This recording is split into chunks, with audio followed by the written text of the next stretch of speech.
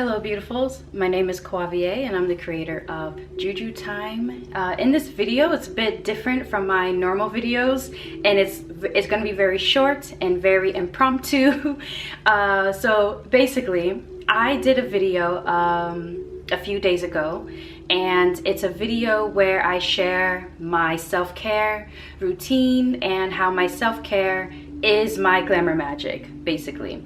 I'll make sure to have that link. So in case you haven't watched it, you can give it a watch. But within that video, I talk about my skin and my hair care. And within my hair care, I talk about the type of sprays that I like to use on my hair. So there's two sprays. There's the rosemary hair tea, and then there is also the hibiscus, cloves, rosewater infusion. And in the comments of that video, there was an individual who was asking basically, I'm glad I just found your channel. I'm very glad too. I'm happy that you were guided here. Welcome. And then they say, could you please share the recipe for your hibiscus clove rosewater? And yes, I can definitely share this because one, it's very, very easy. And two, I actually found this through someone else's channel months ago. I would say maybe like beginning of 2023. So unfortunately, I don't remember the creator's name. I know it was definitely on YouTube. And it was like 2 o'clock in the morning where I just couldn't sleep and I was just scrolling, and anyway, and their video popped up and I was like, oh yeah, anyway. And so on this channel, we give credit where credit is due, and unfortunately I do not remember. I never thought I would be sharing. I never thought I'd be a beauty girly. I'm not. Oh gosh, I am not. But this is something that I can answer for you. It's no problem. So I literally made this yesterday, and then I saw your comment and I thought, yeah, this can be an easy video and I can share it for anyone else that had those same questions or anyone else in the future that might have those questions. And as I said, it is something that I can share. So in this is my hibiscus cloves rosewater infusion, and within it I'm going to talk about the ingredients and sort of how I sort of make it, because it's just the ingredients that anyone can do. So anyway, so first what I use is rosewater. Now the type of rosewater that I like food grade rosewater. My rule of thumb basically is that if I can ingest it, then I can put it on my skin. And so this is why I don't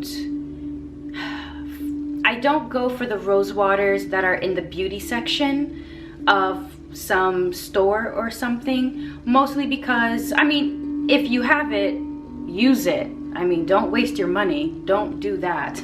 But I like the food grade rose water, and the rose water that I like to get, it's actually from this Arabic shop that I like to go to. They have amazing herbs and ingredients and things like that. And so yeah, I find my local Arabic shop and they more or less always have rose water. Anyway, so then I also have hibiscus. I also put in hibiscus, and the hibiscus is just dried hibiscus, what you would use in your magical practice, or you would use just for tea, you know, things like that. And then cloves, which again is something that you can find in like the seasoning section of a grocery store. So just normal cloves and stuff. And then for me, I use this kind of like size jar. I don't actually know how much it holds, but as you can see, it's not big at all. But anyway, I like it in this kind of container first because with the rose water, the food grade rose water, it does expire. And for me, So, well, I'll explain the process, but I have like a little spray bottle, and when I transfer it to the spray bottle, like my little spray bottle pretty much lasts me for 1 week, and so this is about maybe 3 weeks, just about. So yeah, but anyway, what do I do? What do I do with this? So what I do is that I put the rosewater, I put the hibiscus, I put the cloves, and then I let it sit. I let it infuse together. I don't put heat or anything like that. I just sort of allow it to sit and be, and put it in the refrigerator, of course. And then once it gets to how I like it, like the potency that I like, and I love the color, it's so dark, it's beautiful. Anyway, and it smells really, really good. I'm not gonna open it right now because I don't want to spill it everywhere. But anyway, once I get it to the potency that I like, I then, oh my goodness, I just heard, oh, what about measurements? Okay, so my measurements is when my ancestors tell me to stop. I am not very good when it comes to measurements, and yeah, so how much hibiscus? I'm not quite sure. How much cloves exactly? I'm not quite sure. Well, the beauty of that is that this, as I said, I found this online. So I'm pretty sure you can, if you're the type of person that needs exact measurements, I'm pretty sure you can probably find someone that has like, oh, use this much hibiscus and this much clove.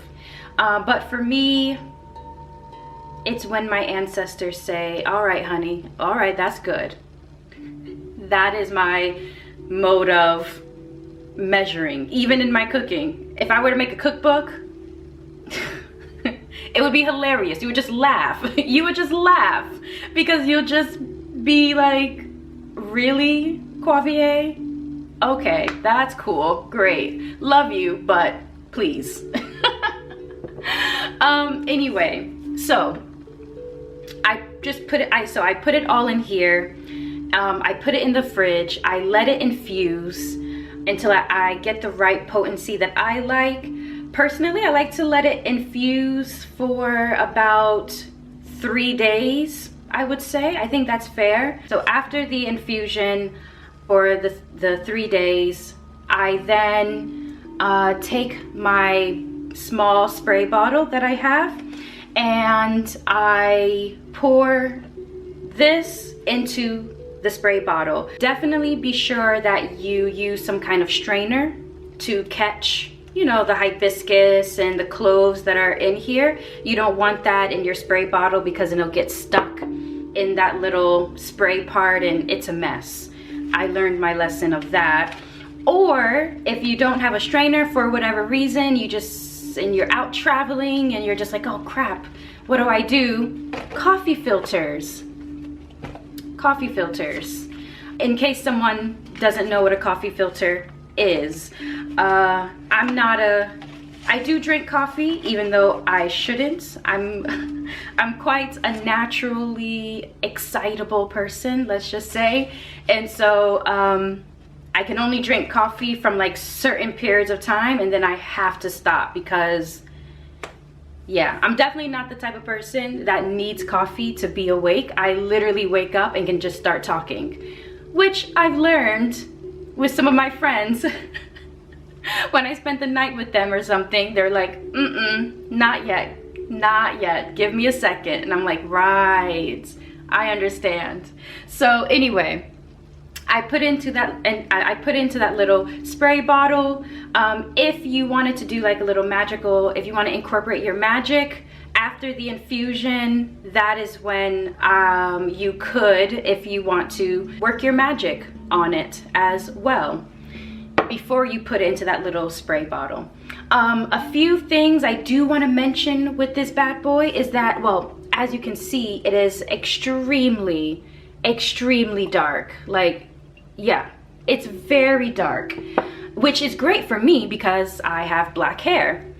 But it could be a natural dyer, okay? So definitely be careful if you have light colored hair. Try it on like a tiny part. If you do, like maybe you like, oh, I don't have light hair, but it's not black.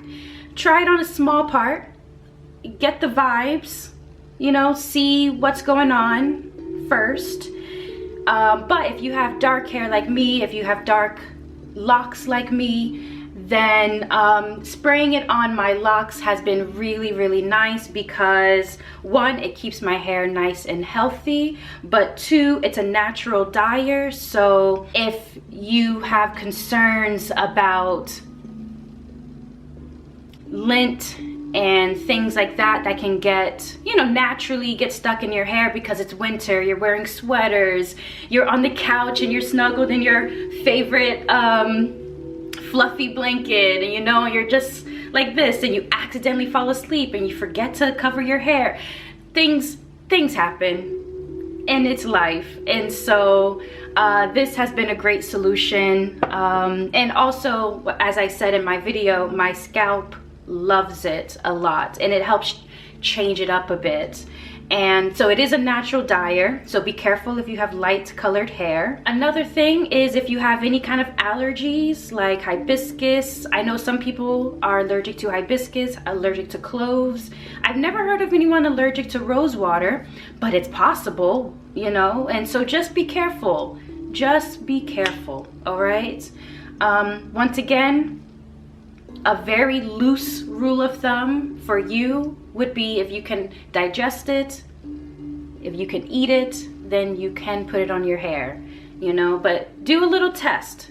Do a little test. That's what I would recommend. That's pretty much it. So I hope that I've answered your question. Thank you for asking. Definitely, if you have a magical practice, work your magic on it, you know, do you with it. I think it helps heighten the effects depending on what your intention is, you know. So anyway, beautifuls, thank you for being here with me, and until the next one, which is actually coming very soon. But anyway, until then, truth and love.